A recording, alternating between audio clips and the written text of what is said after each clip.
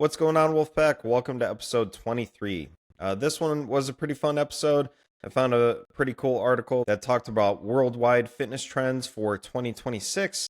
So I started off by discussing some quick differences between a trend and a fad, and also a few examples of previous fads that we've all been exposed to. Then I got into the top 20 fitness trends of 2026 based on the ACSM's worldwide survey of fitness trends. So, which countries participated in the survey, who participated in the survey, and what trends different age groups are focusing on. And I also elaborate a bit more on the top 10 fitness trends and what you can learn from them to develop or improve your own active lifestyle. As a reminder, please follow and rate the show, and make sure you share it with your friends, family, and colleagues. And as always, before I get into the episode, I want to make it known that this podcast is separate from my teaching and research roles at the University of Nevada, Las Vegas. Okay, enjoy the episode, guys. All right, Wolfpack, I want to talk to you today about worldwide fitness trends in 2026. So I found this article in the ACSM's Health and Fitness Journal, that's the American College of Sports Medicine, and they talked about the future directions of the health and fitness industry. And I thought a lot of this was very interesting and pertinent, and you guys might want to know about it. Whether you're a personal trainer, strength and conditioning coach, or you are somebody who just wants to improve your health and fitness, this is all very important to you. So, I want to get started off by talking about trends and the difference between a trend and a fad, because there is a difference, and I want to make sure that we definitely differentiate the two. Because usually in fitness, you hear about fads, whether they are diets or exercise programs or even products. Most of the time, I feel like they're products. So the article went in and actually defined both of these. So what I'm going to be talking about today are trends, not fads. So first off, a trend is a widely adopted and or sustained pattern in health and fitness participation, professional practice, or industry offerings. Unlike fads, trends persist beyond temporary enthusiasm and demonstrate measurable engagement, market presence, or long-term impact. Now, a fad is a fashion that is taken up with great enthusiasm for a brief period, or a craze. All right, so there's a big difference between the two. Now, let me give you a few examples of fads that you may or may not be familiar with from the past. So one of those examples is the Thigh Master. This was a product that you placed in between your legs and you squeezed together in hopes of developing your thigh and groin muscles to make your legs look more toned. So that was the late 1980s and early 1900s. Another fad was known as the 8-minute abs program, and that was from the 1980s. And who can forget about the shake weight from 2009? That shakeable dumbbell that you would hold up and hope that you were toning up your arms as you shook it. And also the vibrating belt from the 1960s. So if you're not familiar with this one, you would essentially put the belt around your waist, and it would vibrate you really, really hard, and in the hopes that you would build up your abdomen, your ab muscles, and tone around your midsection. And more recently, in 2019 and 2020, there's still products out there like the Flex Belt, and this relies on electrical muscle stimulation. So similar concept, but more recent technology where you put the belt around your waist, and then it gets your muscles to contract a little bit in a sustained manner, and they market it in a way that it's going to spot reduce belly fat, basically. So tone up your midsection and reduce fat around your abdomen, which it doesn't necessarily work that way, guys. So these are fads, whereas trends have more of a long-lasting, sustainable approach to health and fitness. So the ACSM in this article, they did a survey of fitness trends that they started back in 2006. So this has been going on for 20 years now. And let me give you some examples of some previously top ranked trends from the early 2000s. So 2007, one of those trends was children and obesity. And people around that time were really starting to focus on their kids because of the rising percentage of childhood inactivity and obesity. In 2010s, there was a little bit more of a trend for performance-driven approaches to exercise. So meaning people started focusing a little bit more on specific fitness abilities like strength, speed, agility, flexibility, and endurance. Also, there was a little bit more around that time, more of a focus on evidence-based programs that fitness professionals would use, meaning fitness professionals started looking at a little bit more scientific research to inform their physical fitness programs and help people with their health and fitness in order to optimize physical potential of their clients and also reduce injury risk. In 2014, high intensity interval training or HIIT training really started getting popular. So this is where you perform, and you could do this a number of different ways. You could do it, say, for example, on a bike, or you could do something similar to like CrossFit or boot camp style training, where you're using weights or just body weight exercises, and you're exercising really, really hard for, say, for example, for a minute or two, and then you're giving yourself pre-programmed rest in between your exercise bouts to really get your heart rate up high, to get your breathing rate up high. And that can have a ton of benefits for your physical fitness. And also what people started figuring out was high intensity interval training. You can get a lot of the benefits of standard aerobic training, but you could do it in a lot shorter amount of time. So these high intensity interval training workouts, they tend to be a lot shorter, but they're a lot more intense. Now, today, it seems like the fitness industry and people and professionals are focusing a little bit more on integrated fitness models, meaning a combination of different approaches and different goals. So for example, physical and mental wellness, recognizing the importance of physical fitness for mental health. And that's one of the trends that made the top 10, which I'll be talking about soon. Prevention of health problems for obvious reasons, right? People are focusing more on prevention and using fitness for that. Prevention of chronic diseases, for example. And also personalization. So people are focused on a little bit more personalized results and goals rather than just generic results. So the 2026 survey had 1,540 valid responses that were submitted. And there were 9 participating countries in this survey. So we had the United States, Australia, Iran, Portugal, Spain, Mexico, Taiwan, Poland, and Finland. 49.6% of the participants in the survey were women, 26.8% were men, and 23.6% were non-binary or other. Now, who exactly participated in the survey? So there were mostly fitness professionals and most commonly personal trainers, exercise physiologists, research faculty or professors, and other professionals in the fitness industry. So these trends are based off of all these fitness professionals' answers and what they've seen, who they've worked with, and so on. So let's get into these top 10 fitness trends for 2026.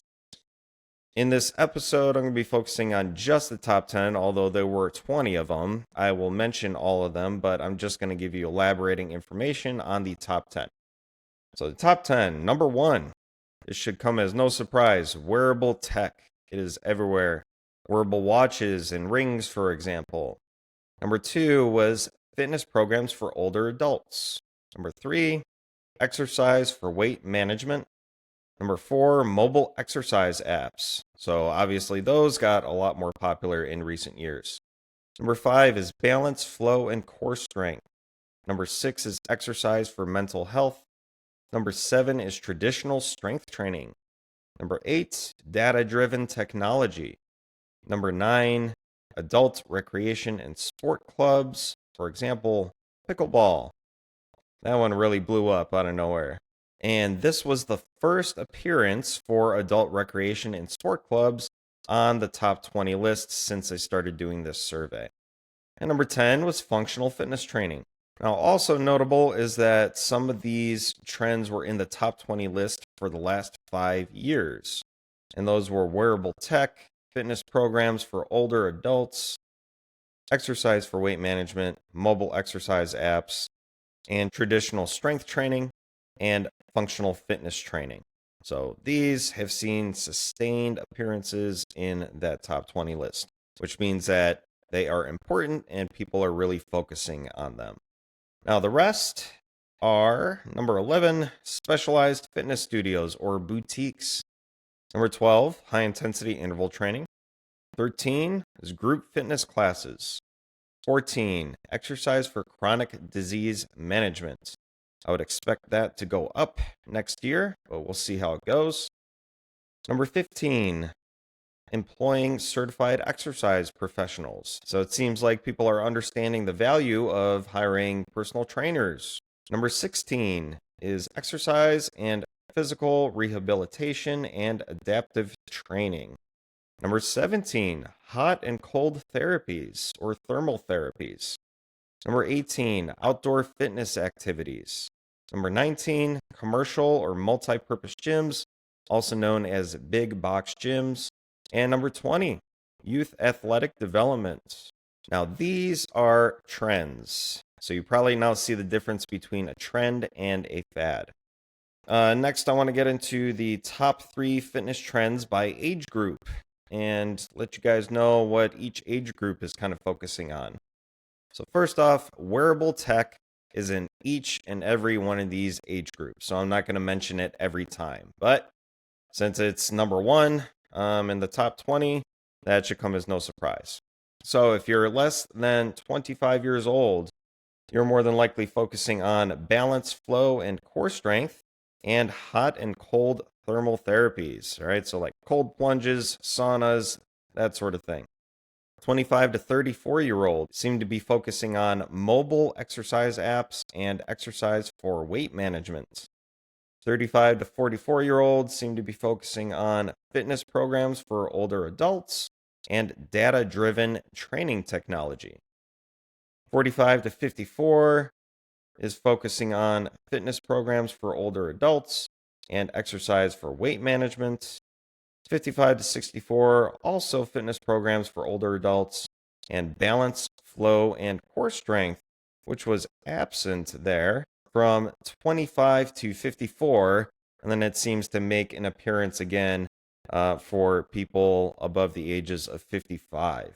So I would always advocate for balance, flow, and core strength no matter what age you are. So make sure your core is staying strong and throw some balance exercises in there occasionally for yourselves.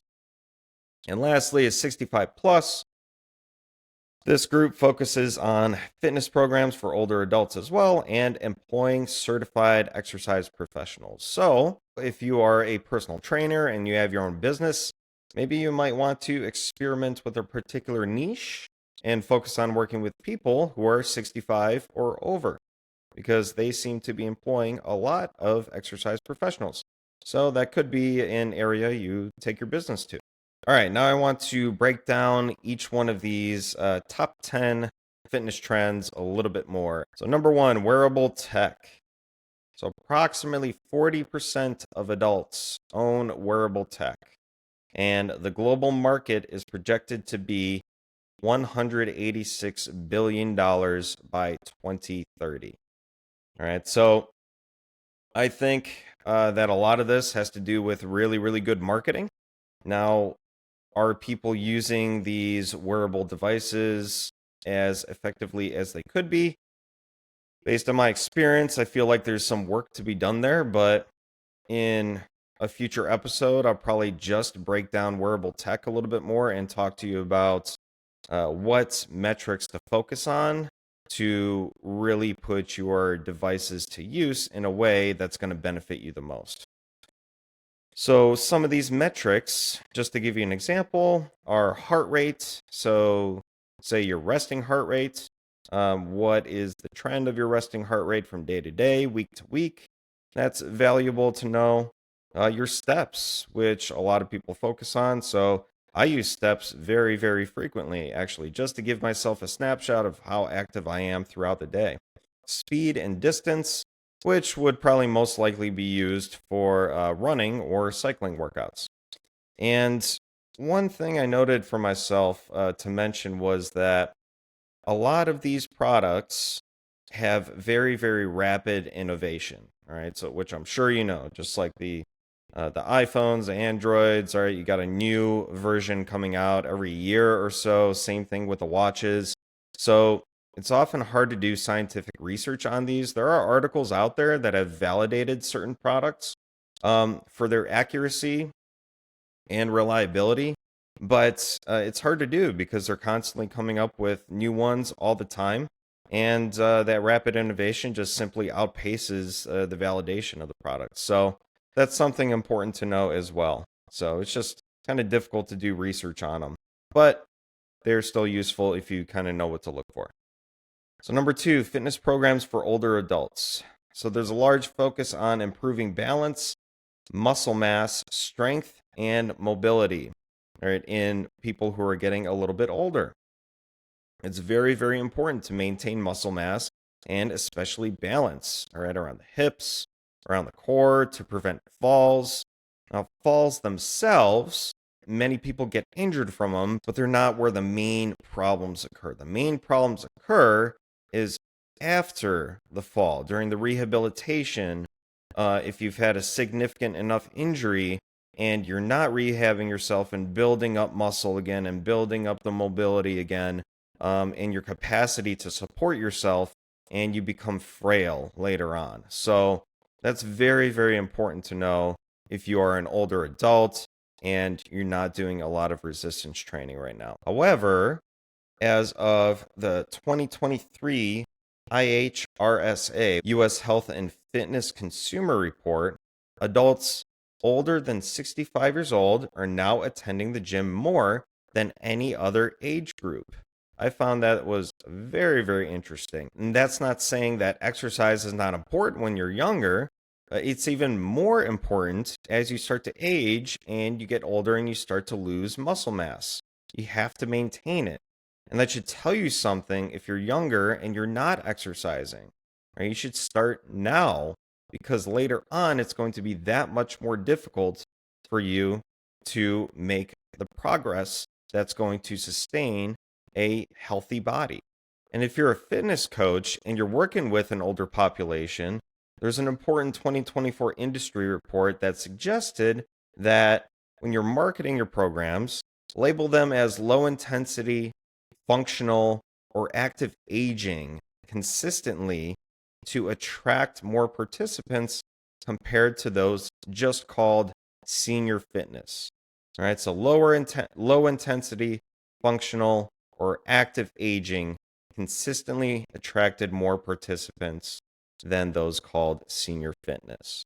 And if you're an older adult and you want to get into an exercise program and start to do it for yourself or hire a personal trainer to work with you, more than likely the exercises that are going to benefit you the most are going to be resistance training, all right, using body weight exercises or weights, preferably both, balance training, mobility, and also low impact cardiovascular training to make sure that your heart and your blood vessels stay healthy.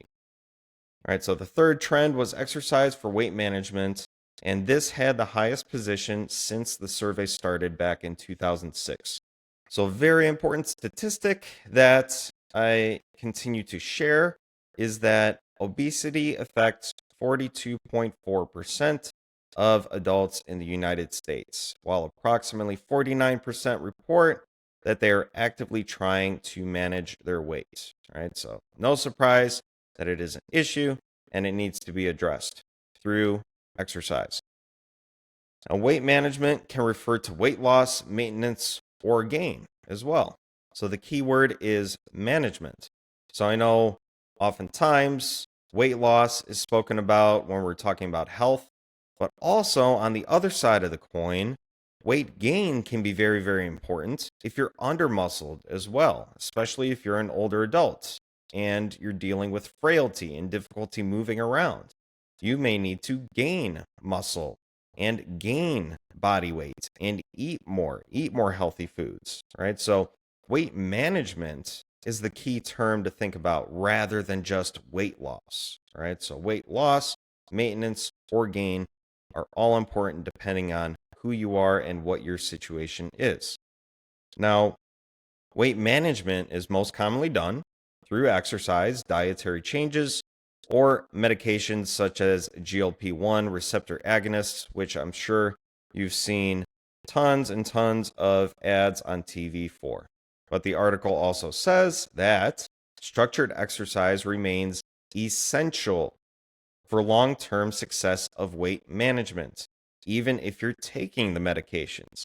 In fact, structured exercise like resistance training supports metabolic health, preserves lean mass, and improves physical function. And research shows that all those outcomes are not consistently seen with medication alone. Research also shows greater fat loss in exercisers after cessation of medication compared to non-exercisers. So that means that people who are taking medications alone, when they stop them, they do not see sustained fat loss like people who've adopted an active lifestyle and exercise regularly do. So even if you're on a weight loss medication, make sure you're getting to the gym, you're doing resistance training, and you're doing cardiovascular training, and you're eating a lot of good, healthy whole foods and a lot of protein to sustain strength and muscle mass. All right, I want to take a quick break and talk to you guys about my newest book, Awareness Before Action, a principle-based approach for sustainable weight loss, physical activity, and health. All right, so here's what it looks like. And you guys can find the book on Amazon. It's in paperback, hardcover, and Kindle versions. And I'm still working on the Audible version, but I will definitely let you guys know when it is out. So this book covers a whole bunch of very, very important principles to live by. So no specific rules, programs, rigid methods that you guys need to follow to see sustainable weight loss throughout your life. It is just focused on guiding principles in psychology, physical activity, nutrition, and recovery. So these principles, if you follow them on a day-to-day basis, they will be able to guide you in making the most appropriate decisions that you need to make on how to exercise, when to exercise, what exactly to eat, what the differences are between whole foods and hyperpalatable ultra-processed foods, portion control, how to get back to eating healthy whole foods after you've slipped a little bit, or how to continue with your exercise program if you've missed a day or two, how to give yourself grace and not beat yourself up for missing a day or two at the gym, how to recover more effectively every day so that you feel energized and ready to go back to the gym and continue your physically active lifestyle, how to deal with daily obstacles that get in your way of exercising regularly and eating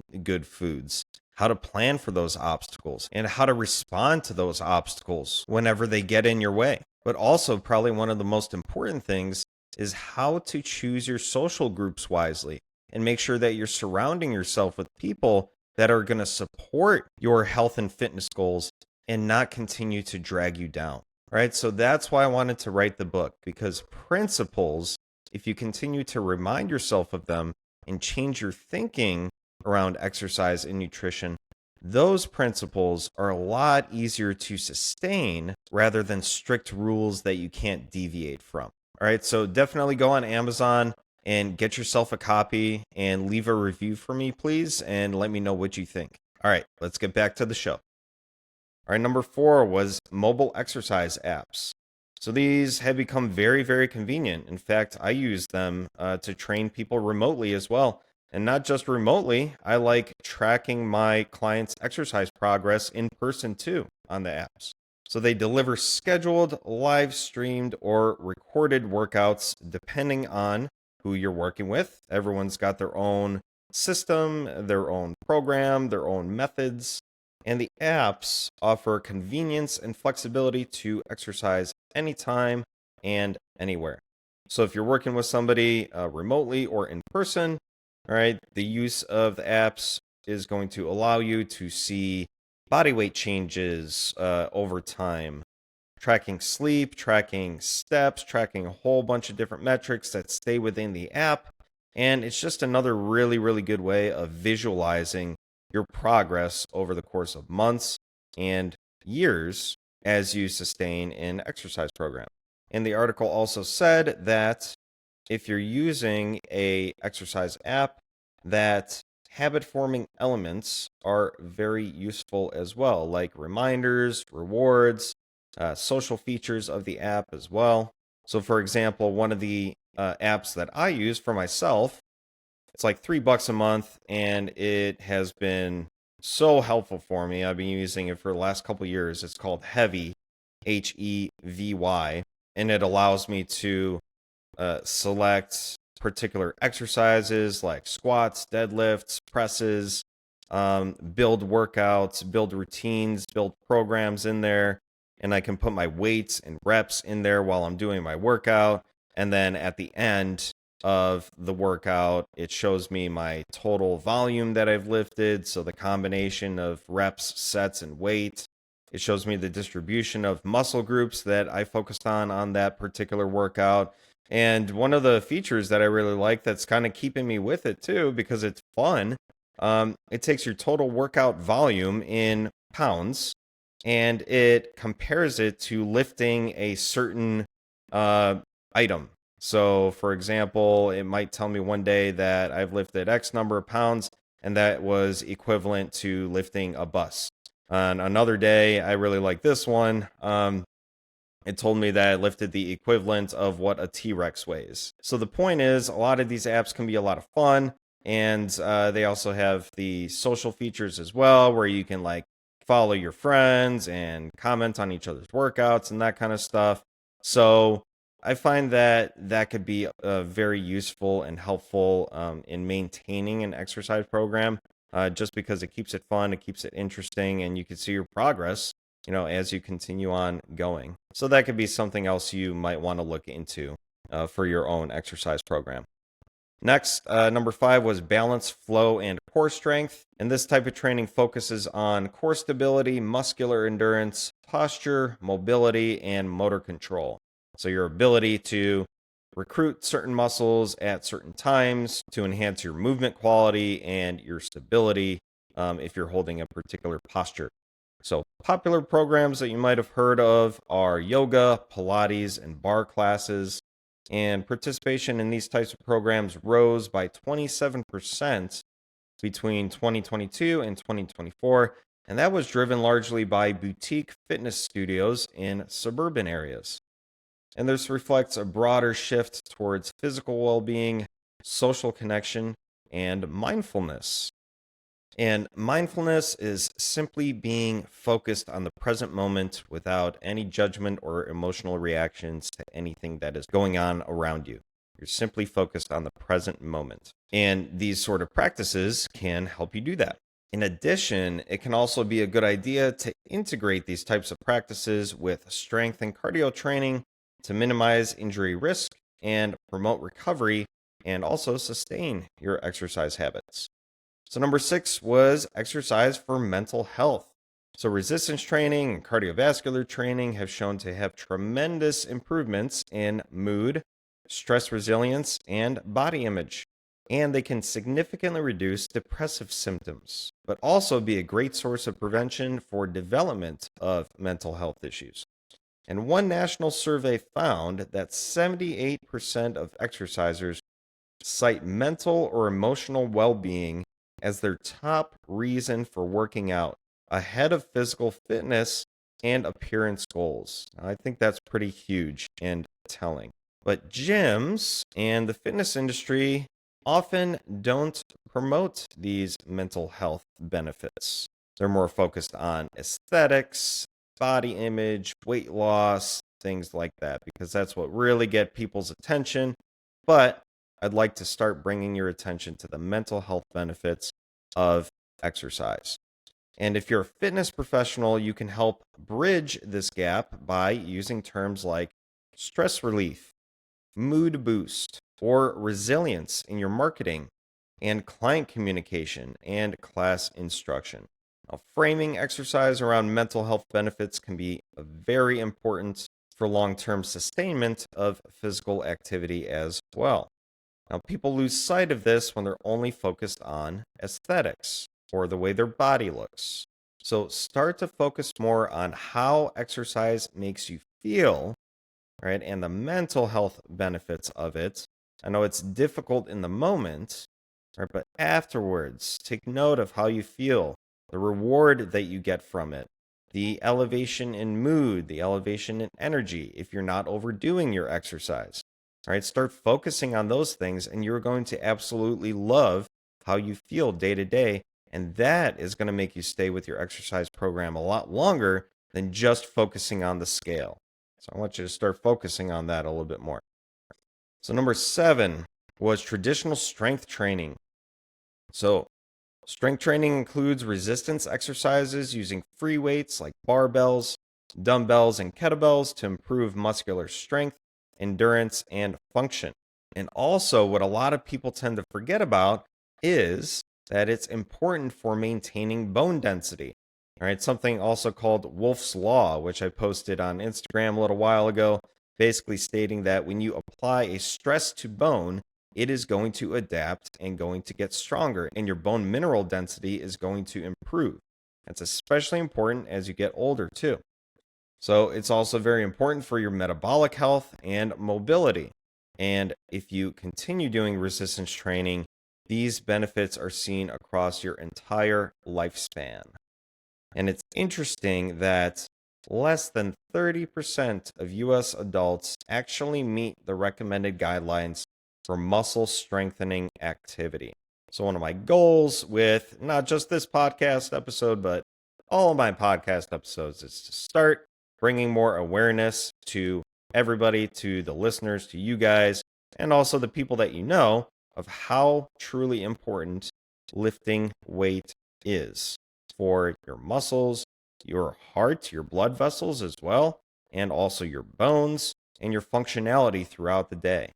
All right, so going back to these guidelines, the recommended guidelines that less than 30% of US adults are meeting, these guidelines are from the Physical Activity Guidelines for Americans, 2nd edition, and they state, I quote, adults should do muscle strengthening activities of moderate or greater intensity that involve all major muscle groups on 2 or more days a week, as these activities provide additional health benefits, end quote. So what is moderate or greater intensity? So in my experience, most people have no clue how strong they actually are, and their true strength dictates what moderate intensity is for them. So let's take the goblet squat, for example, where you're holding a kettlebell out in front of you like this, close to your chest, and you're squatting down and up. You may have been doing, say, sets of 10 to 20 reps with 15 pounds for the longest time. But your muscles actually have the physical capacity, say hypothetically, to hold a 60-pound kettlebell and squat that one time. I'm not saying you need to do that, but what I'm saying is your muscles have the capacity to do that. That means they're strong enough to do that. So that dictates what moderate intensity is for you. So to build sufficient muscle and start to really build strength, right? So moderate intensity for you would probably be 60% of that 60 pounds, which is around 35 pounds. which you should be able to lift between 10 and 15 reps. And if you're just stuck there at 15 pounds and you're doing that over and over and over, you're not really sending a strong enough signal to your muscles to actually start building more muscle.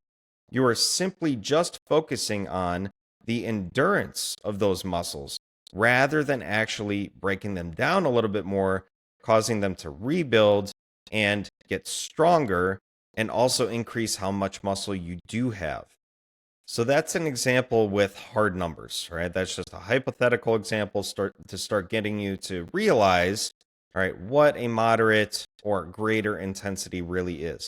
Another way you can measure it and to get maximum benefits of your strength training, it should feel hard by the end of the set, right? Your muscles should be burning. Your movements should start to slow down a little bit because your muscles are starting to get fatigued. And there's something that you can use, but you have to be honest with yourself when you're actually using this, is a ratings of perceived exertion scale, which is a scale of 0 to 10, where 0 is no effort at all, and 10 is a true maximum effort and as hard as it could possibly feel. Now, a moderate or greater intensity should feel like a minimum of a 5 out of 10 by the end of your set. All right, so this takes a little bit of practice. You have to be willing to be honest with yourself about how you truly feel at the end of your set, but you also need to be willing to push yourself a little bit harder to know what those higher numbers actually feel like. But as a starting point, if you're lifting, say, 10 to 15 reps on any particular exercise, and you get done and you don't feel any burn in your muscles, and you're not shaking at least a little bit, and there's no difficulty in bringing that weight up for the last couple reps, and your movement is not slowing down, more than likely that weight is not challenging you enough to start to build more muscle and more strength.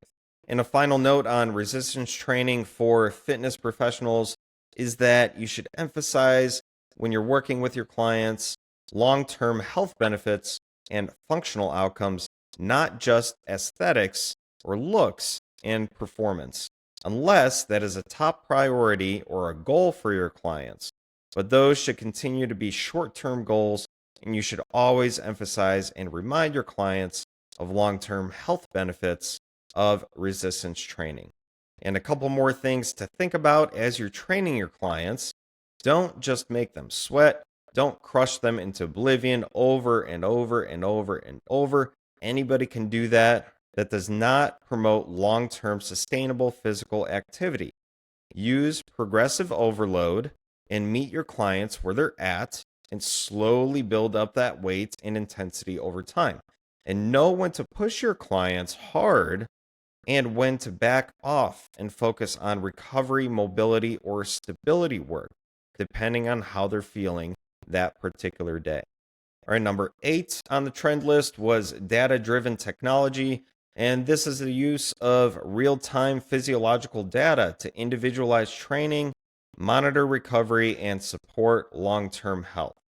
Now, certain metrics can be interpreted and applied to guide decisions on exercise, and I'll give you a few of those metrics here in a second, but there's more of a trend recently on making modifications to exercise programming based on metabolic and nervous system responses.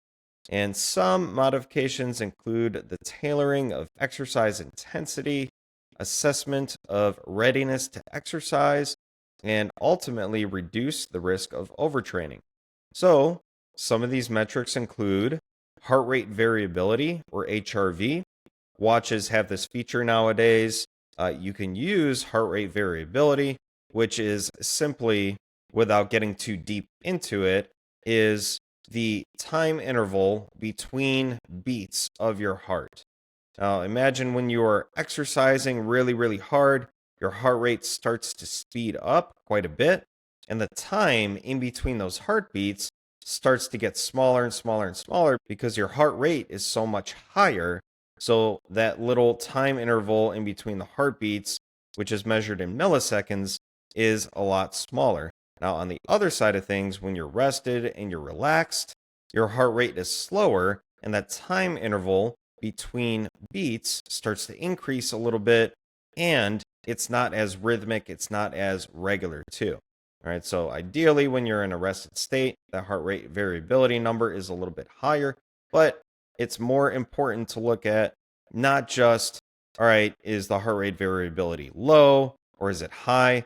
But when you're making decisions based off of this HRV, you want to look at what is your baseline trend over the course of weeks and months, and where is that HRV on your particular day where you want to train? Is it above or below that baseline? And then you'll be able to make a little bit more of an informed decision on if you need to take a little bit more of a easier day or if you could push yourself a little bit harder. So there's a lot more that goes into it, and it's a little bit more important for high performing athletes who need very, very specific day-to-day modifications and training volume and intensity, but it doesn't mean that you can't use it if you're just focusing on your general health and fitness. You can also look at sleep time and sleep quality and sleep stages. So how much light sleep are you getting, how much deep sleep, and how much REM sleep you're getting. And in 2024, more than 70% of wearable users reported applying their output data to inform exercise or recovery strategies. So these wearable technologies are definitely useful, but I find that a lot of people need a little bit of guidance as far as which metrics to look at, how to look at them, and how to utilize them when deciding how and when to exercise. All right, trend number 9 was adult recreation and sports clubs.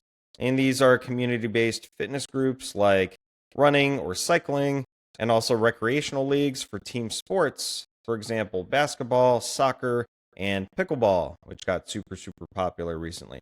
So if you haven't done so already, check out episode number 7 from my podcast. I talk all about why you shouldn't play recreational sports to get in shape. Now, I'm not saying don't play recreational sports, but if you are generally unfit and you're looking to use recreational sports to get yourself in shape, I talk about how that might not be the smartest strategy yet because it can increase injury risk. All right, so I talk more about actually using resistance training and cardio training to get yourself in shape first and then play your recreational sport if you want to limit your risk of injury. So definitely go check that episode out. It's very valuable. And going back to the fitness clubs, so they offer structured social opportunities to be active outside traditional gym settings.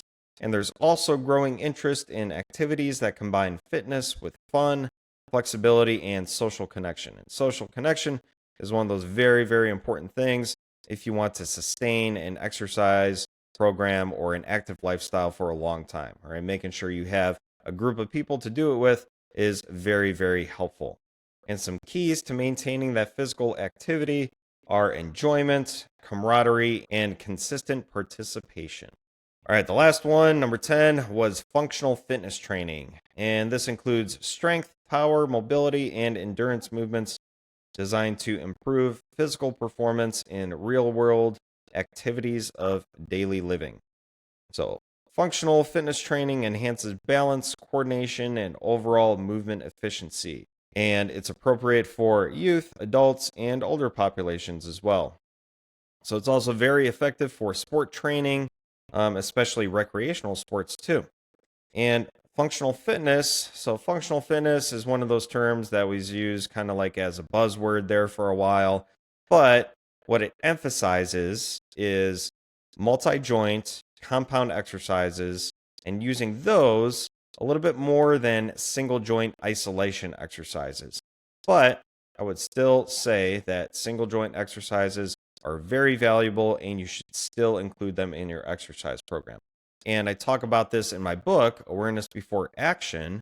There are generally 7 fundamental movement patterns that we do as humans on a day-to-day basis that if you train these movement patterns in the gym, you'll be able to do them more effectively in your day-to-day life. So these movements are squatting, hinging, which is basically bending over and picking something up off the ground, lunging, pushing, pulling, carrying, and rotating. And if you incorporate these exercises into your fitness routine, you're also going to train all three planes of motion.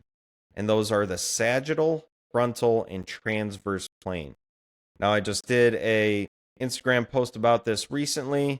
It's in my grid there somewhere recently, so go and check it out so you can actually see a visual of that. But let me give you an idea of what these three planes of motion are and why they're so important. So the sagittal plane of motion, that is any motion you do with your body, right? That is essentially up and down or forward and backwards. Okay, so walking forwards, walking backwards, that is in the sagittal plane of motion. If I were to split my body from left to right, right here with an imaginary plane, any motion that I do that's parallel with that plane, that is the sagittal plane. All right, so walking, running, also squatting, that's an up and down motion. All right, so we're moving our limbs in that parallel to that plane of motion. Now, the frontal plane is side to side movement. So, oftentimes in the gym, we do movements and exercises that are forwards and backwards, up and down, but we tend to neglect side to side movements. All right, so these can be like shuffles, whether it's walking with a mini band around your legs, or you're dragging a sled sideways as well. Those are all great ways to train movements in that frontal plane. And last is the transverse plane. And this is the one that probably gets neglected the most, even more so than the frontal plane. Now, the transverse plane is rotational movement, right? So twisting your torso side to side, throwing a medicine ball into the wall, teaching your body how to rotate your trunk effectively. These are movements that are also very, very important that you should do as well. So for functional training, many of the exercises can be done with or without equipment, and they can be done in one-on-one, semi-private, or group settings. All right, so here's my overall summary of the survey and key takeaway points. So the international findings reflect a continued shift toward exercise to improve health outcomes, support active aging, address obesity, and also enhance mental health. And there's a widespread recognition of the need to improve strength, mobility, and independence in aging populations. Functional fitness training ranked top 10 in 7 out of the 9 countries that were surveyed. And this signifies the importance of multi-joint exercises that support daily physical activity, but does not mean that you shouldn't also do single joint exercises. So make sure you're doing both. And there's a shared international emphasis on preserving functional capacity and physical resilience across the lifespan, which is also known as health span. All right, so not just living as long as possible, but aging as gracefully as possible. All right, making sure you're still functional and you're independent and you're able to support your daily activities on your own as you continue to age. Furthermore, exercise is consistently viewed as a key component of global strategies to address obesity and related chronic conditions such as type 2 diabetes, metabolic syndrome, and cardiovascular disease. And the combination of traditional strength training and functional fitness training continues to offer tremendous benefits for health. And of course, there's a broader global adoption of wearables, which was number 1 in the United States, and wearable tech remains a top-ranked trend in the US, while tools such as mobile exercise apps and data-driven technology have become foundational to modern practice. And this year's results reflect a continued shift toward digitally integrated and personalized fitness programming with increased attention to social inclusion and whole person wellness. All right, and if you want to read more about the other trends, I have linked that particular article in the show notes for you guys to check out. Okay, so I'll leave you guys with an action item here. If you are not active, look into one of these trends and use them to increase your daily physical activity and start to shift your daily habits and lifestyle to one that is more physically active. And if you are already physically active and healthy and you're looking for change in your lifestyle, look into another trend and experiment with something new, if you so choose. All right, that's all for today, Wolfpack. Thanks for listening, guys. Please remember to follow and rate the show, introduce it to your friends, family, and colleagues, and leave comments and suggestions for me for other topics that you want to learn about. And once again, you can find me on social media. My Instagram is at coach_awolf. My YouTube channel is at Wolfpack Fitness. And also, as a reminder, please check out my books, Awareness Before Action and Skate, Lift, Recover on Amazon and get yourself a copy, or get someone that you know a copy that you feel would benefit from the book. All right, thanks for listening, guys. Make sure you tune in for the next episode. Have an awesome day and take care.